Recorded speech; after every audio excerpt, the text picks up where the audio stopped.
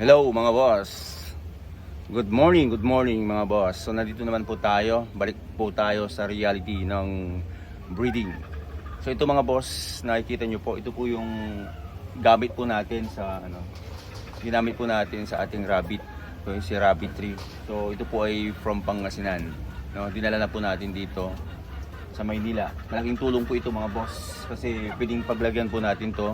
Multi-purpose to, no? Pwede paglagyan ng inahin, yung mga breeders natin, pwede rin lagyan ng sisiw. So pansamantala kasi marami naman po tayong meron po tayong battery cage. So hindi po natin dadalhin doon. Ang dadalhin ko po dito mga boss kasi maganda yung malilim, mayroon pong kawayan dito.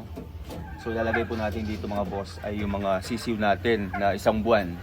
Pag 1 month na sila mga boss, pwede na dito, no? Kayang-kaya na nilalabanan yung lamig, init dito. Okay, so pag wala pang isang buwan, hindi natin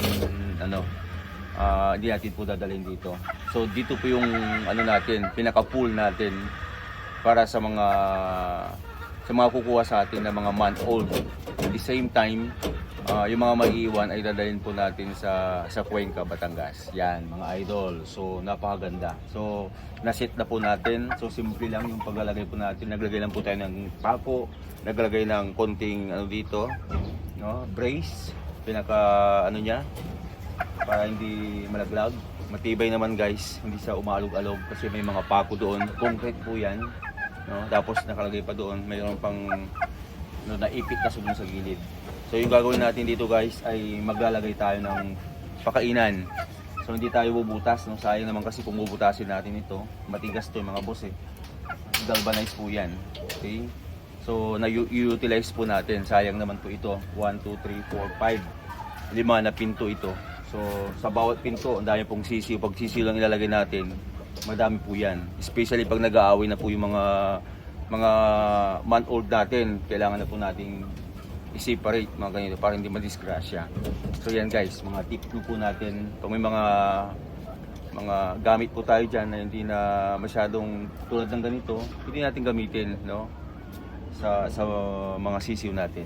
So maglalagay muna tayo guys ng mga pakainan. Yan. Ito hindi pwedeng isabit. So ginawa natin ng paraan para maisabit natin dito sa loob. Hindi pwede sa labas mga boss kasi masyadong malilit yung butas. Hindi yung mga manok natin, no? Yung mga ulo nila, hindi pwede. Kaya so pinutasan lang natin dito. Hindi rin siya pwedeng sumabit isabit. Ito binutasan natin. Mga boss. Ayan, pwede enough na siguro to mga boss para yung problema lang dito yung kakaykayin pa ng mga sisiw natin. Sana hindi naman.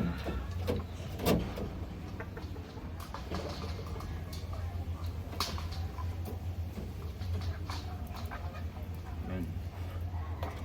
Masyadong mataas yata. Sisiw. Walang problema. Alog-alog siya. Walang problema natin dito.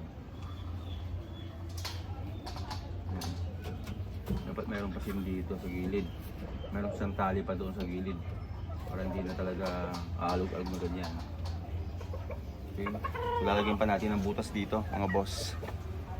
Yan, sipapasil ko lang po sa inyo mamaya-maya. Okay.